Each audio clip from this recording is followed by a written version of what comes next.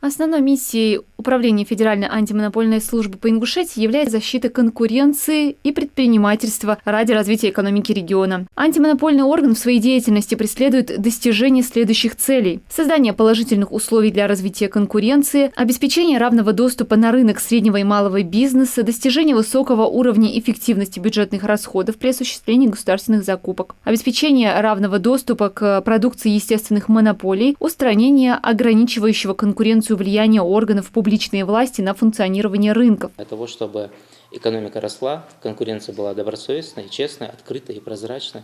В этой сфере и признана наша служба, и в этой части мы и работаем. Сотрудники УФАС также противодействуют преступным сговорам, связанным с умышленным одновременным завышением стоимости товара несколькими торговыми сетями, навязыванию дополнительных услуг покупателям, нарушением законов, связанных с рекламой. Если государственное учреждение во время закупок создает благоприятные условия для конкретного предприятия, на него также можно подать жалобу в антимонопольную службу.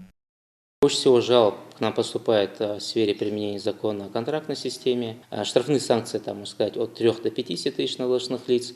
Уже в сфере применения законодательства о защите конкуренции, там очень большие существенные штрафы. Это если упомянуть самый большой штраф за прошлый год, он составил 28 миллионов рублей. И там точная, адресная необходимая работа.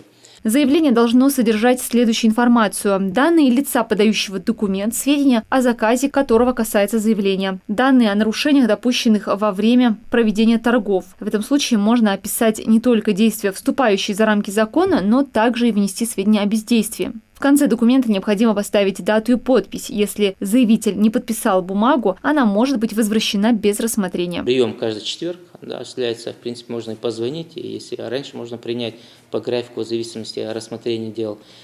Также физлицо может обратиться, либо любое другое хозяйственный субъект, либо заинтересованное лицо обратиться к нам как письменно на электронную почту, так через почтовое уведомление, через Почту России.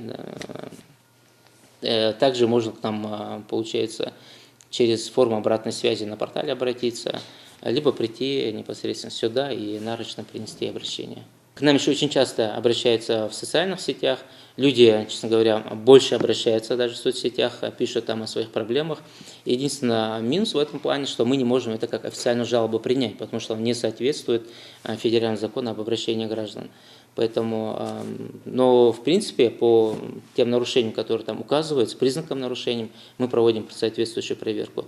Подача жалобы имеет смысл, поскольку может привести к устранению установленных нарушений, что даст возможность предпринимателю участвовать в торгах на справедливых условиях. Собственно, в случае положительного решения по претензии сотрудники антимонопольной службы не дадут подписать контракт или провести тендер до того момента, пока все нарушения не будут устранены.